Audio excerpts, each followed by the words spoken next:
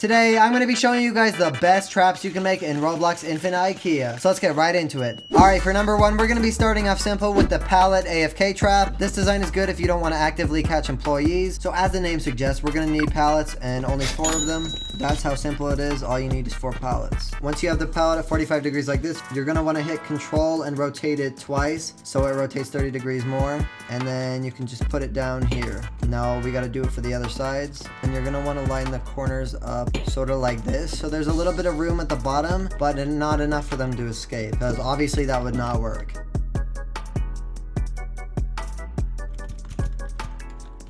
Move, sir. Okay, alright. Well, I guess we caught one in there already. And we're gonna test every trap so we know that it works. Alright, we got another one in here, and then we got this guy. He should walk right in. Let's see. Yep, he walked right in. So I'm glad to say this trap definitely works. Alright, moving on to trap number 2. I like to call this one the jump trap. And that's because you have to do a jump in the middle to out parkour the employee. And so hopefully they fall in. So for this one, you're going to have kind of a bigger open area. Just because it's kind of a bigger trap and you need space to kind of escape. It's pretty resource intensive though, so that's one problem. And it's pretty big. So I wouldn't really recommend this one. I'm sure there's different ways to do this with different materials, but this is the way I've done it before. So make sure to tell me in the comments below if you guys know a better way, because I'd love to hear it. But things do not line up at all. So I'm sorry for y'all who have OCD, because I probably just gave you like a little heart attack. That's still bad. Well, you guys are going to have to tough through it.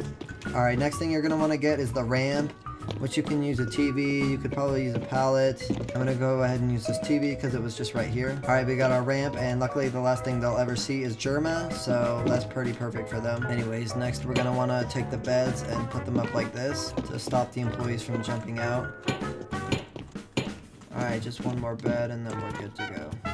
Actually, I lied. I'm sorry, guys. We actually need something to put in the middle that we can jump on. We could do something like that. If you guys think you're skilled enough, which apparently I'm not, that's okay. Make it a little bit easier for ourselves and put a little plant right here. And they should then fall in. So I think that's the second jump design done. We're going to go ahead and test it out. So let's do that. Alright, here's an employee right here chasing me. Alright, parkour, and he fell in. There we go, it works. Oh, wow, there's actually a lot. There's actually a lot. Wow, that guy's actually really good at parkour. He got them friggin' monkey legs. Damn, we got like a lot of employees in there. 1, 2, 3, 4, 5, 6, 7, like 10 or something. 10 employees just from that, so we can confirm that that one worked. Alright, moving on to design number 3, the whistle tower. Basically, you stand on the tower and whistle, and it attracts the employees into the middle where they get trapped. This design takes a lot of pallets and a lot of forward room.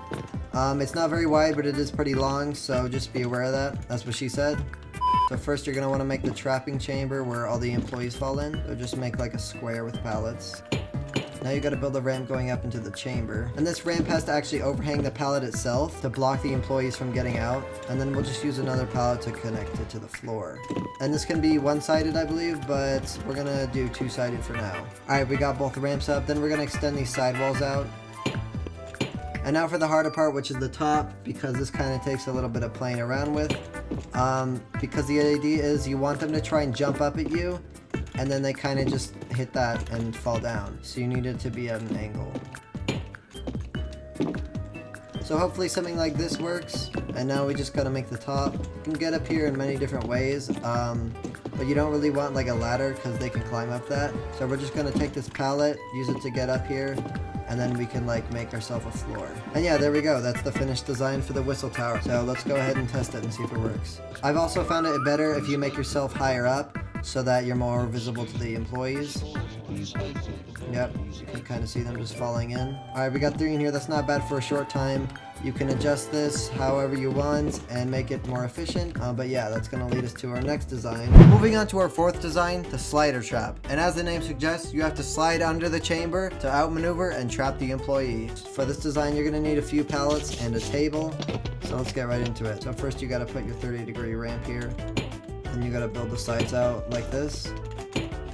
And now we're going to have our little head bumper to push the employees in and to make it so they can't escape. So rotate this one by 15 degrees and that's it. The tall ones can still get in.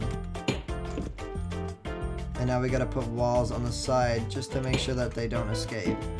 And finally, the most important part is the table, which you're going to angle, and you're going to give it just enough height where you can slide under and not get stuck. So that looks about right. So yeah, let's go ahead and test it.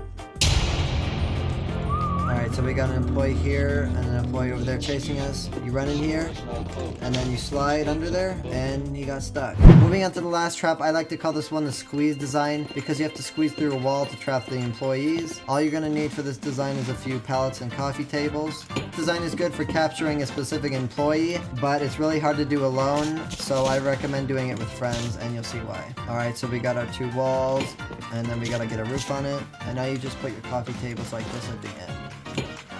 Just like that, and now you can squeeze through, but the employees cannot. And so basically, you run in here, the employee chases after you, you squeeze through, and either you or a friend has to take this pallet and block the employee in. So luckily, this guy joined us at the perfect time, and he's gonna help us. Alright, I gotta get an employee. Alright, here's an employee. He's killing the wrong person. Oh my lord, have mercy. Oh, he did it. He closed it up. He's gonna have to sacrifice himself. He sacrificed himself for us, but it worked. And he cannot escape because he's too fat. You can also just close this up fully, but you gotta be pretty careful. And yeah, there we go. We got a little employee on display, like this is 1870 or something. Alright, that one definitely works. So on that note, I'm going to end the video here. If you guys enjoyed it, make sure to like and subscribe, and tell me if I missed any traps in the comments below. Anyways, I'll see you in the next one. Bye.